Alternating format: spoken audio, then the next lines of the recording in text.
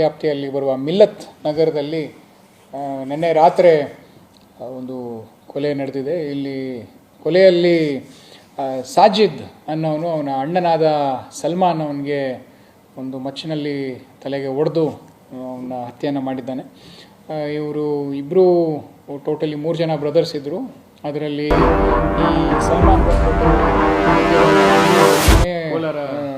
ಮಗ ಬಂದ್ಬಿಟ್ಟು ಸಾಜಿದ್ ಆಗಿರ್ತಾನೆ. ಈ ಯಾರು ತೀರ್ಕೊಂಡಿದ್ದಾನೆ ಸಲ್ಮಾನ್, ಅವನು ಯಾವುದೇ ಕೆಲಸ ಮಾಡ್ತಾ ಇರೋದಿಲ್ಲ, ಸ್ವಲ್ಪ ಕುಡಿಯೋದು ಮತ್ತೆ ಬೇರೆ ಚಟಗಳು ಅವನಲ್ಲಿ ಇತ್ತು.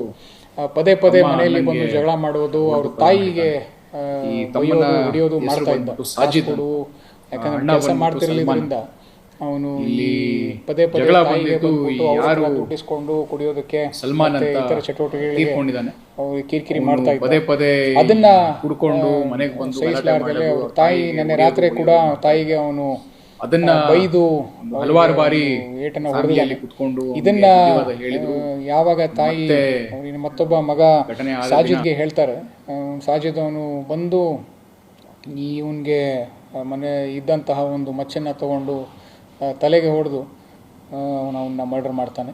ನಾವು ಈ ಕೇಸಲ್ಲಿ ಆಲ್ರೆಡಿ ಅಕ್ಯೂಸ್ಡನ್ನ ಅರೆಸ್ಟ್ ಮಾಡಿದ್ದೀವಿ, ಅವ್ರನ್ನ ನಾವು ಜೈಲಿಗೆ ಕಳಿಸ್ಕೊಟ್ಟಿದ್ದೀವಿ. ಇದರಲ್ಲಿ ಮೇಯ್ನ್ ನಮಗೆ ಕಂಡು ಬಂದಿದ್ದೆ, ಅವನು ಪದೇ ಪದೇ ತಾಯಿಗೆ ಮತ್ತು ಮನೆಯಲ್ಲಿ ಕಿರಿಕಿರಿ ಮಾಡ್ತಿರೋದ್ರಿಂದ ಅವನು ಒಂದು ಬೇಜಾರಾಗಿ ಈ ಒಂದು ಕೃತ್ಯವನ್ನು ಮಾಡಿದ್ದಾನೆ ಅಕ್ಯೂಸ್ಡ್ ಬಂದ್ಬಿಟ್ಟು.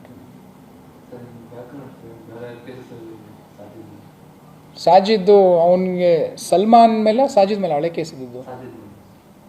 ಸಾಜಿದ್ ಮೇಲೆ ಒಂದು ಹಳೆ ನಮ್ಮ ರೂರಲ್ ಲಿಮಿಟ್ಸಲ್ಲೂ ಒಂದು ಮರ್ಡರ್ ಕೇಸ್ ಇತ್ತು ಒಂದು. ಸೊ ಅದರಲ್ಲೂ ಅವನು ಅಕ್ಯೂಸ್ಡ್ ಆಗಿದ್ದ. ಅವನು ಅಲ್ಲೂ ಒಂದು ಫ್ರೆಂಡ್ಸ್ ಇರಬೇಕಾದ್ರೆ ತಲೆಗೆ ಒಂದು ಬಿಯರ್ ಬಾಟಲ್ ಹೊಡೆದ್ಬಿಟ್ಟು ಅದೊಂದು ಕೇಸ್ ರಿಜಿಸ್ಟರ್ ಆಗಿತ್ತು.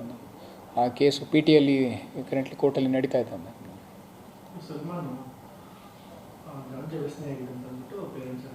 ನಾವು ನಶೆಯಲ್ಲಿ ಇದ್ದಿದ್ದು ನಮಗೆ ಅವನು ಯಾರು ವಿಕ್ಟಿಮ್ ಇದ್ದ ಅವನು ಅದೊಂದು ನಮ್ಮ ಗಮನಕ್ಕೆ ಬಂದಿದೆ.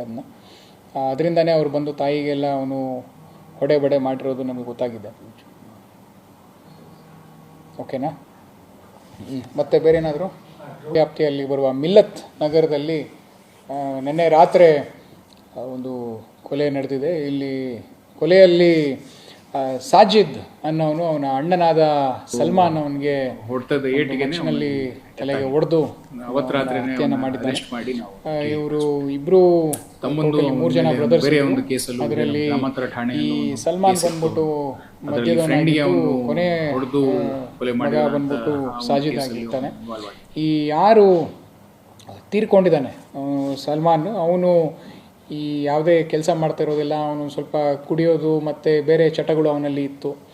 ಪದೇ ಪದೇ ಮನೆಯಲ್ಲಿ ಬಂದು ಜಗಳ ಮಾಡುವುದು, ಅವ್ರ ತಾಯಿಗೆ ಬೈಯೋದು ಹೊಡಿಯೋದು ಮಾಡ್ತಾ ಇದ್ದ.